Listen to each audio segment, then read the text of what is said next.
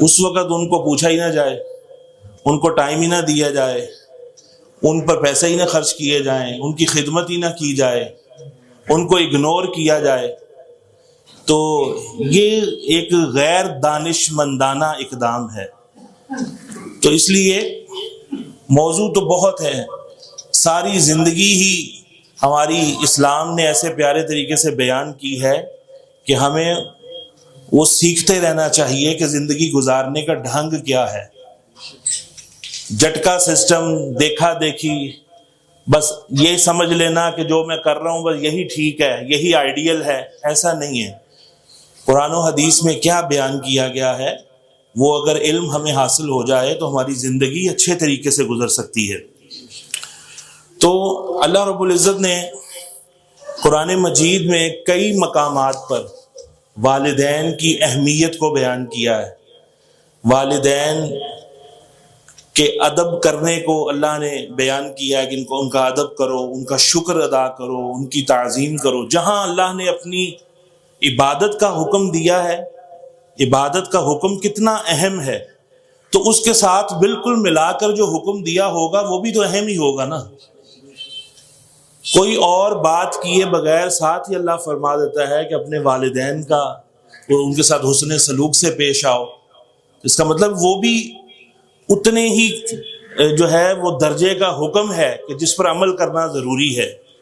اللہ رب العزت ارشاد فرماتا ہے تمہارے رب نے حکم دے دیا کہ تم اس کے سوا کسی کی عبادت نہ کرو، وبالوالدین احسانا، اور والدین سے حسن سلوک سے پیش آؤ۔ عبادت کا حکم اور ساتھ ہی والدین کی جو ہے اس سے حسن سلوک سے پیش آنے کا حکم۔ پھر اللہ رب العزت ارشاد فرماتا ہے اسپیشلی زندگی میں بڑے فیز آتے ہیں، بڑے ادوار سے انسان گزرتا ہے، لیکن اللہ نے بڑھاپے کا خاص کر ذکر کیا ہے۔ اما یبلغن عندک الکبر احدہما او کلاہما، کہ ان دونوں میں سے ایک یا دونوں جب بڑھاپے کی دہلیز پر پہنچ جائیں تو فلا تقل لہما اف، انہیں اف تک نہیں کہنا۔ یہ ہوں ہاں، ماتھے پہ تیوری چڑھا دینا، شکن ڈال لینا اور ایسے منہ مار دینا، دروازے مارنا، ٹھیک ہے۔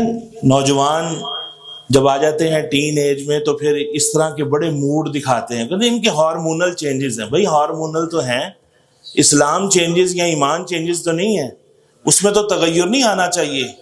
اسلامی احکامات پر عمل کرنے میں بھی کوئی ایسی حالت ہے کہ چینج آ جاتا ہے، تغیر آ جاتا ہے۔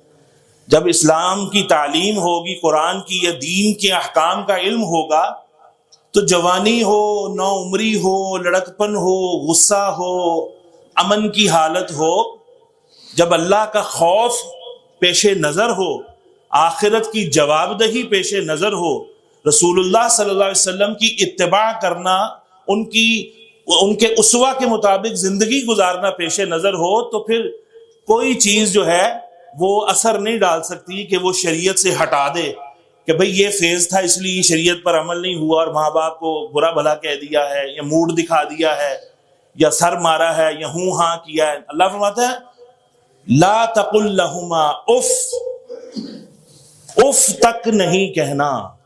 اس سے بڑی باتیں تو بات کی ہیں، وہ تو کہنی ہی نہیں ہے، وہ تو ہے ہی حرام۔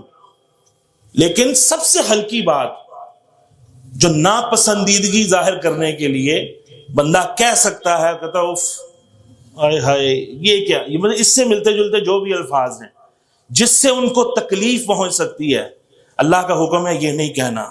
ولا تنہرہما، اور انہیں ڈانٹنا نہیں ہے۔ ابا جی تانوں کی پتہ ہے، اچھا تجھے سارا پتہ ہے، ناک بہتا ہوتا تھا تیرا، اندر ہی نجاست پھیلا دیتا تھا، بسترے خراب کر دیتا تھا، ماں کو امتحان میں ڈال دیتا تھا، باپ نے لاکھوں لاکھ تیرے پیمپروں پر اور تیری نیپیوں پر انویسٹمنٹ کی ہے، سردیوں کی راتیں، گرمیوں کی راتیں، پہلے تو پیمپر پومپر بھی نہیں ہوتے تھے، لنگوٹ سسٹم، اور مائیں جو ہیں وہ کس طرح سے اپنے بچوں کو پالتی تھیں، نجاست، بدبو، غلاظت دیکھ کر بستر خراب، کپڑے خراب، ہر چیز خراب، لیکن کیا ہے کہ وہ سردی ہو یا گرمی وہ چھوڑ نہیں سکتی تھی. وہ اس کو بلکتا ہوا بھوک سے یا تڑپتا ہوا نجاست یا ٹھنڈے یا گیلے سے لتھڑا پتھڑا دیکھ کر وہ چھوڑ نہیں سکتی تھی.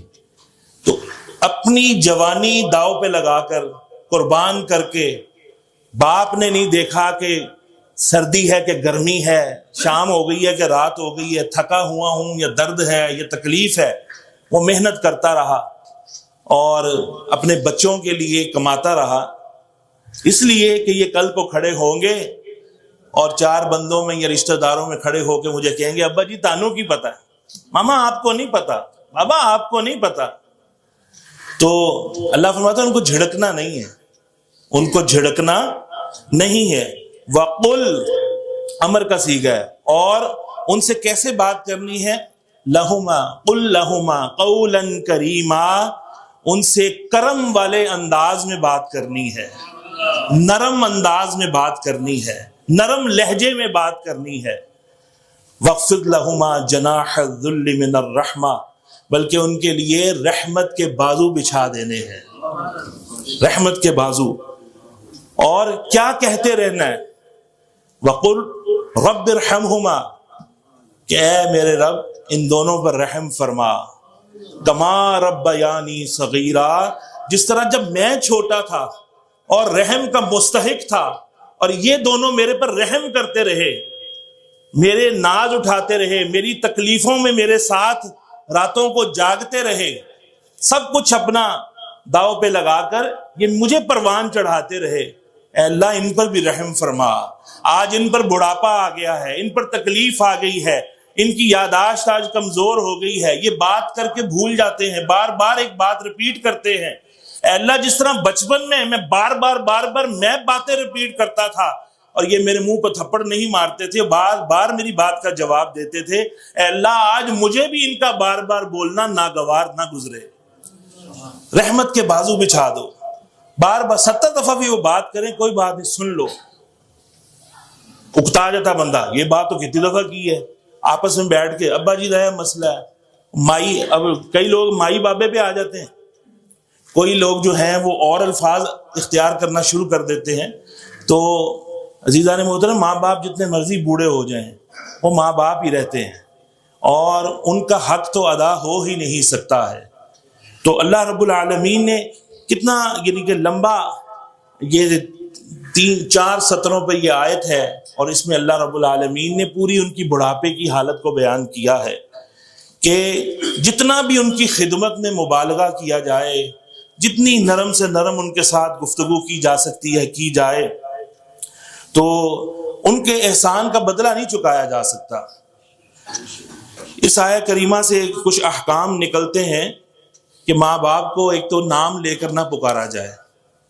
نام لے کر، بعض لوگ اپنے ماں باپ کا پھر نام بلکہ والد کا نام لینا شروع کر دیتے ہیں، نام لے کر. یہ سوء ادب ہے، خلاف ادب ہے، اس میں ان کی دل آزاری ہے. اگر سامنے نہ ہو تو ان کی غیر موجودگی میں ان کا نام لے کر ذکر کیا جاتا ہے کہیں تو وہ کیا جا سکتا ہے. ماں باپ سے اس طرح کلام کرنا چاہیے جیسے غلام اپنے آقا سے کرتے ہیں. بچہ اپنے ٹیچر سے کیسے گفتگو کرتا ہے، شاگرد اپنے استاد سے، اپنے قاری صاحب سے ایسے جناب تیر کی طرح سیدھا ہو جاتا ہے اور جان اٹک کر حلق میں آ جاتی ہے کہ استاد صاحب سامنے موجود ہیں، ٹیچر ہے، پروفیسر ہے، یا میرا جو بھی ہے جناب مینٹور ہے، جو بھی آج الفاظ ہیں میرے جناب. اگر امام سے بات کریں گے تو اتنے میٹھے میٹھے، خطیب صاحب سے بات کریں گے تو اتنے مسکرا کر، اور یہ نہیں پتا کہ گھر میں دروازے مار کر آئے ہیں یا گھر میں کیسے جو ہے وہ لڑ کے آئے ہیں، یا ان کو ستا کر آئے ہیں، یا رلا کر آئے ہیں، یا ان کے کام کو پینڈنگ کر رہے ہیں، کر دیں گے، آئیں گے تو کر دیں گے. ایسے نہیں.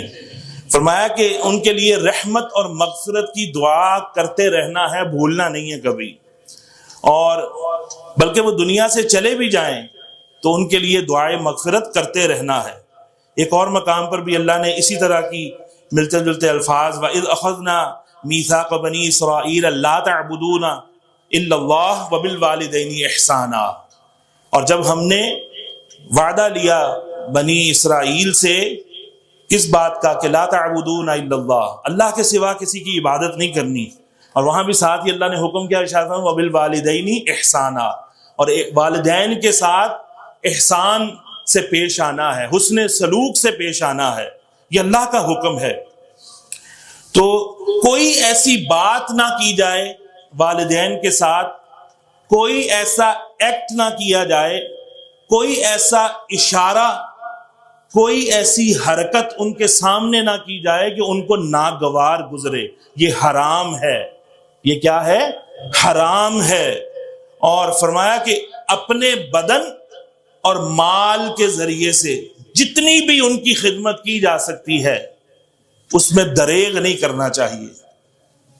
وہ ماں باپ 7 بچوں کو، 5 بچوں کو، 4 بچوں کو، 12 بچوں کو، جن کی زیادہ اولاد تھی، پالتے رہے، تو جب وہ ماں باپ بوڑھے ہو گئے اب بچے باریاں لگاتے ہیں، ماں تم رکھ لو، باپ میں رکھ لیتا ہوں، ساری زندگی جو اکٹھے رہے ہوتے ہیں ان میں سیپریشن خود ہی کرا دیتے ہیں تاکہ وہ آپس میں بھی اکٹھے نہ رہ سکیں، یا میں 2 کا بوجھ نہیں اٹھا سکتا، یا میرے پاس جگہ نہیں ہے، یا میرے بچے بڑے ہو گئے ہیں، یا میری بیوی افلاطون ہے کہ وہ جناب وہ ان کو نہیں سنبھال سکتی۔ تو اس طرح نہیں، جس نے جتنی جو ہے ان کی خدمت کرنی ہے، جتنا مال ان پر سپینڈ کرنا ہے، ان کا علاج معالجہ جتنا جو کوئی ان کی ٹیک کیئر کر سکتا ہے، یہ اتنا ہی زیادہ جنت کا مستحق ہوتا جائے گا۔ میں نے اتنے لگا دیے، ابا جی پہ اتنے خرچ کر دیے، پہلے بھی یہ لے کے دیا، ان کے کہنے پہ میں نے یہ بھی کر دیا، وہ بھی کر دیا، اپنی ساری زندگی انہوں نے لگا دی، انہوں نے دیکھا ہی نہیں ہے کہ منہ پہ جھریاں آ رہی ہیں، کمر ٹیڑھی ہو رہی ہے، ہاتھ پھٹ رہے ہیں، ایڑیاں پھٹ رہی ہیں، کون سی بیماری آ گئی ہے، نہ ٹیسٹ کرائے کبھی، نہ ڈاکٹر پہ جاتے تھے، اچھا چلے جائیں گے، اچھا کر لیں گے، کیوں؟ پہلے تیری فیس تو پوری کر لے، بچوں کی فیسیں، بچوں کے معاملات، ان کے کپڑے، ان کی سردی، ان کی گرمی، بچے بڑے ہوتے ہیں پھر والدین اپنا دھیان چھوڑ دیتے ہیں، پھر بچوں کی چیزیں پوری کرتے رہتے ہیں، جائز بھی اور ناجائز بھی۔ ناجائز اس طرح کے ایک حد ہے شریعت نے جو بیان کی ہے، اتنی زیادہ ڈیمانڈز اب اولاد کرنا شروع ہو گئی ہے، انہیں اس کی پرواہ نہیں ہے کہ ان کے پاس ہیں نہیں ہیں، یہ کر سکتے ہیں نہیں کر سکتے ہیں، جہاں سے مرضی، میں نے ٹرپ پہ ساتھ جانا ہے، میں نے وہ ایونٹ پہ جانا ہے ساتھ، اور اتنا میں نے وہاں پیسہ دینا ہے یا کرنا ہے، یا میں نے جناب پچھلے فنکشن پہ جو کپڑے پہنے تھے اب وہ دوبارہ وہ نہیں پہننے، اس فنکشن کے نئے چاہیے۔ بڑی بڑی ڈیمانڈز، بڑی بڑی آزمائشیں آ جاتی ہیں اور ان کو کرنا پڑتا ہے جیسے مرضی، جیسے تیسے کر کے۔ تو عزیزان محترم، جب ہم نے بچوں کو سکھایا ہو، بتایا ہو، اعتدال کا سکھایا ہو، میانہ روی کا سکھایا ہو، اور اسراف کا بتایا ہو کہ حد سے بڑھنا اسراف ہے، نہ انسان بخل کرے، اللہ نے استطاعت دی ہوئی ہے، خرچ کر سکتا ہے تو وہاں کرنا چاہیے، لیکن خرچ کرنے کی بھی حد بندی ہے، یہ نہیں ہے کہ بس لٹاتا رہے لٹاتا رہے۔ اللہ فرماتا ہے وَلَا تُبَذِّرْ تَبْذِيرًا، شیطانوں کی طرح ایسے نہ اڑاتا پھر مال کو، میانہ روی اختیار کر۔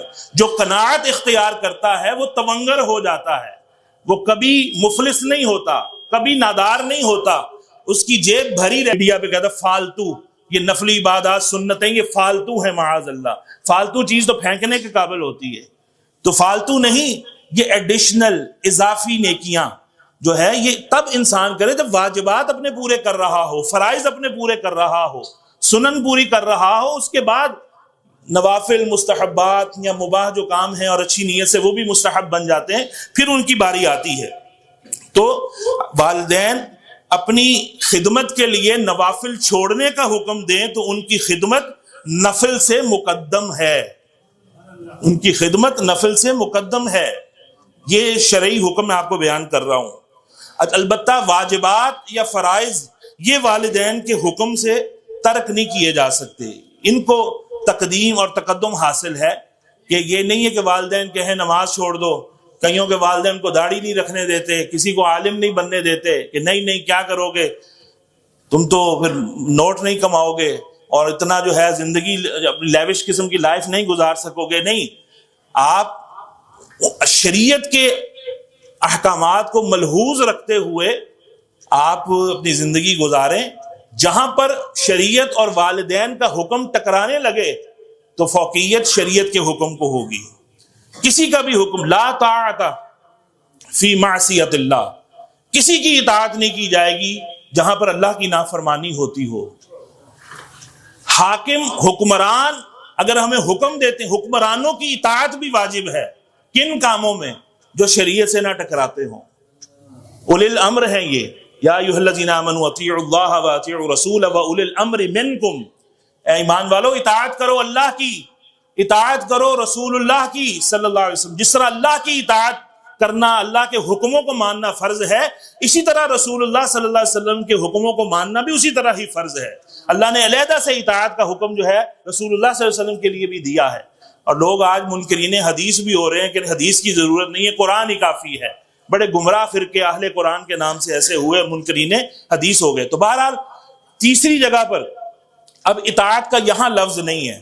اطیعوا اللہ میں اطاعت کا لفظ ہے، واطیعوا الرسول میں اطاعت کا لفظ ہے. آگے اولی الامر منکم، تم میں سے جو امر والے ہیں، اس سے مراد حکمران بھی ہیں اور اس سے مراد علماء بھی ہیں، کہ وہ جو حکم دیں اور شریعت سے نہ ٹکراتا ہو تو ان کی اطاعت بھی واجب ہے. تو عزیزان محترم، اللہ تبارک و تعالی کی نافرمانی جہاں ہوتی ہو، اللہ کے رسول کی نافرمانی ہوتی ہو، وہ ماں باپ حکم دیں، وہ استاد صاحب حکم دیں، وہ پیر صاحب حکم دیں، وہ امام صاحب حکم دیں، وہ خطیب صاحب حکم دیں، وہ ٹیوٹر ہو، وہ ٹرینر ہو، وہ آپ کا مینٹور ہو، یا جو بھی آپ کا استاد ہے جس بھی فیلڈ کا، اللہ کی نافرمانی کا حکم دیتا ہے تو وہ ہم نے ٹینشن فری ہو کر اس پر عمل نہیں کرنا. خاموشی سے بس ادھر سے سن کے ادھر سے نکال دیں اور ان کی ہدایت کی دعا کرنی ہے. والدین کے ساتھ احسان کے جو طریقے احادیث میں بیان کیے گئے ہیں وہ احادیث کا خلاصہ ہے. احادیث تو بہت ساری ہیں، فرمایا کہ تہہ دل کے ساتھ والدین سے محبت رکھے. پھر رفتار ہو یا گفتار ہو، نشست ہو برخاست ہو، اس میں ادب لازم جو ہے وہ ضروری ہے کہ آپ والدین کی آواز سے اپنی آواز کو اونچا نہ کریں. آپ والدین کے گفتگو اگر وہ کر رہے ہیں تو ان کی بات کو نہ کاٹیں. یہ ایک ہوس ہے انسان کو، اس کا جو نفس ہے نا، اس کی جو خود فریبی میں مبتلا ہوتا ہے، حب جاہ میں مبتلا ہوتا ہے، خود ستائش میں مبتلا ہوتا ہے کہ میری بات بس سارے سنیں. یہاں میں کر رہا ہوں سارے ہی سن رہے ہیں، لیکن یا تو آئے سننے کے لیے ہیں. تو جب ہم جمعے کے بعد بیٹھ جاتے ہیں پھر ساروں کی سنتے رہتے ہیں. تو یہ مطلب نہیں ہے کہ بیان کے اندر ہی سارے بولنا شروع کر دے تو یہ تو مچھلی منڈی بن جائے گی. لیکن اسی طرح گفتگو، استاد جب لیکچر دے رہا ہوتا ہے تو خاموشی سے، اچھے جو شاگرد ہوتے ہیں نا خاموشی سے سارا لیکچر سنتے ہیں. جب وہ موقع دیتا ہے اس کے بعد وہ سوال کرتے ہیں اور کوئی ان کو الجھن ہو تو وہ دور کر دی جاتی ہے. تو والدین جو گفتگو کر رہے ہیں ان کے خاموش ہونے کا انتظار کیا جائے، ان کی بات کو کاٹ کر. اور ویسے بھی آپس میں گفتگو کرتے ہوئے ایک بندہ بھی بات پوری نہیں کرتا، دوسرا کاٹ کر اپنا فلسفہ اور فلسفی بیان کرنا شروع کر دیتا ہے. یہ غلط طریقہ ہے، یہ گفتگو کے آداب کے خلاف ہے. پہلے کی گفتگو آپ سن لیں اور اس کے بعد جو ہے آپ اپنا جو ہے اس کا جواب دیجئے. تو والدین کے ساتھ بھی یہی معاملہ ہے. رفتار میں اگر چل رہے ہیں ماں باپ ساتھ ہیں تو ان سے آگے نہ ہوں، وہ آگے ہوں، آپ ان سے پیچھے رہیں. جس طرح غلام آقا کے ساتھ بہیو کرتا ہے، اسی طرح اولاد کو حکم ہے کہ وہ اپنے والدین کے ساتھ اس طرح سے ادب آداب سے پیش آئے. چلنے میں ان سے آگے سبقت نہ کرے، گفتار میں گفتگو میں نہ کرے، بیٹھنے میں اٹھنے میں. مطلب کیا ہے کہ اگر والدین جو ہیں وہ زمین پہ بیٹھے ہیں، نچلی جگہ پہ بیٹھے ہیں تو اولاد اوپر چڑھ کے نہ بیٹھ جائے. اور ایسی مثالیں ہوتی ہیں، عام ہیں کہ ماں باپ نیچے بیٹھے ہیں، بیڈ سے نیچے ہیں، صوفے سے نیچے ہیں، اولاد صوفوں کے اوپر چڑھ کے بیٹھی ہے. بھئی چھوٹے بچے ہیں وہ تو ناسمجھ ہیں، بالکل ہی چھوٹے. جو سمجھدار ہو رہے ہوتے ہیں ان کو سکھانے کی بات ہے، ان کو سکھایا جاتا ہے. تو جو اگنور کر دیتے ہیں تو وہ کسی چیز کی پرواہ نہیں. پھر اس کے بعد پھر ایسی جگہ پر بھی ان کو شرمندگی کا سامنا کرنا ہوگا کہ جہاں لوگ دیکھ کر فیصلہ کریں گے کہ کتنے یہ بے ادب ہیں کہ ماں باپ نیچے بیٹھے ہوئے تھے، خود اوپر چڑھ کے بیٹھے ہوئے ہیں. کھانے کا موقع آئے، جب تک ماں باپ کھانا شروع نہ کریں آپ کھانا شروع نہ کیجئے، یہ آداب سے ہے۔ کوئی بھی معظم یا مکرم آپ کا جو بڑے رتبے والا ہے یا جس کو آپ بڑا رتبہ دیتے ہیں، اسے ابتدا کرنے کا کہیں کہ آپ شروع کریں۔ تو اسی طرح والدین کے ادب آداب کا خیال رکھنا بھی ضروری ہے۔ والدین کی شان میں تعظیم کے الفاظ کہے جائیں، سامنے ہوں یا پیٹھ پیچھے، ان کو راضی کرنے کی کوشش انسان کرتا رہے، اپنے مال کو ان پر خرچ کرنے سے نہ بچائے، چھپا چھپا کر جو ہے وہ انسان مال خرچ کرتا ہے کہ ماں کو نہ پتہ چل جائے، باپ کو نہ پتہ چل جائے۔ یہ ساری زندگی تم پر لوٹاتے رہے، کھلی کتاب کی طرح تھے۔ آج تمہارے پاس 4 پیسے آئے ہیں تو تم نے اپنی ترقی کی راہ میں ماں باپ کو رکاوٹ سمجھ لیا ہے۔ تم نے سمجھا کہ ماں باپ پر خرچ کروں گا تو مفلسی آ جائے گی، نادار ہو جاؤں گا، پیسے ختم ہو جائیں گے۔ الشیطان یعدکم الفقر ویأمرکم بالفحشاء، شیطان تمہیں خوف دلاتا ہے کہ تم فقیر ہو جاؤ گے، محتاج ہو جاؤ گے، اور وہ تمہیں برائی کا حکم دیتا ہے، لیکن تم نے ایسا نہیں کرنا، شیطان کے بہکاوے میں نہیں آنا۔ فرمایا کہ ان کے مرنے کے بعد ان کی وصیتیں جاری کی جائیں، ان کی تجہیز و تکفین سب سے پہلے، پھر ان کے لیے دعائے استغفار کرتا رہے، صدقہ و خیرات ان کے لیے کرتا رہے، بلکہ خود بھی جو اولاد نیکیاں کرتی ہے نا، اپنی نمازیں پڑھتی ہے، اپنے روزے رکھ رہے ہیں، اپنا آپ حج کرنے گئے ہیں، عمرہ کرنے گئے ہیں، آپ جو خود عبادات کرتے ہیں اس کا ثواب آپ کو تو ملنا ہی ملنا ہے، آپ اس کا ثواب ان کو بھی ایصال کرتے رہے ہیں۔ سورج سب کو برابر روشنی دے رہا ہے، علماء کو بھی ویسی روشنی مل رہی ہے، عوام کو بھی ویسی مل رہی ہے، بڑوں کو، بادشاہوں کو بھی ویسی روشنی اور غرباء کو بھی ویسی مل رہی ہے۔ تو سورج کے فیض میں کوئی کمی آتی ہے؟ بالکل بھی نہیں ہے۔ تو اسی طرح نیکیاں آپ کریں گے، یہ ثواب دینا، اجر دینا، یہ اللہ کا کام ہے، اور اللہ کے خزانے، ان کا تو کنارہ ہی کوئی نہیں ہے۔ اللہ کے خزانوں کا، اللہ کے خزانوں کے سمندروں کا کوئی کنارہ نہیں ہے۔ تو فرمایا جو تم اپنے لیے بھی عبادات کرتے ہو اس کا ثواب بھی جو ہے والدین کو دیتے رہا کرو، تمہارے ثواب میں کمی نہیں آئے گی اور ان کو بھی اجر ملتا رہے گا۔ بلکہ محشر کے اندر جب لوگ چل رہے ہوں گے اس خاص پوائنٹ پہ جانے کے لیے جہاں اللہ کا حکم ہوگا، تو کئی لوگوں کے ساتھ نیکیوں کے پہاڑ چلنا شروع ہو جائیں گے۔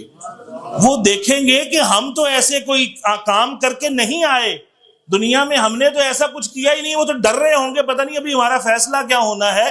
تو پوچھیں گے یہ پہاڑ کاہے کے ہیں؟ کہا جائے گا نیکیوں کے ہیں۔ کہا یہ تمہارے ساتھ کیسے آ رہے؟ کہا جائے گا کہ تمہاری اولاد جو تم پیچھے چھوڑ کر آئے تھے نا، اچھی تربیت کر کے آئے تھے، لقمہ حلال کھلا کر آئے تھے، ان کو اچھا علم سکھا کے آئے تھے نفع بخش، وہ تمہارے لیے صدقے کرتے رہے، خیراتیں کرتے رہے، استغفار کرتے رہے۔ اللہ تعالیٰ نے ان کے وہ سارے ثواب کو ایسے جمع کیا، ان کی پرورش کی کہ وہ آج پہاڑوں کی شکل اختیار کر گئے ہیں اور وہ تمہارے ساتھ ساتھ چل رہے ہیں۔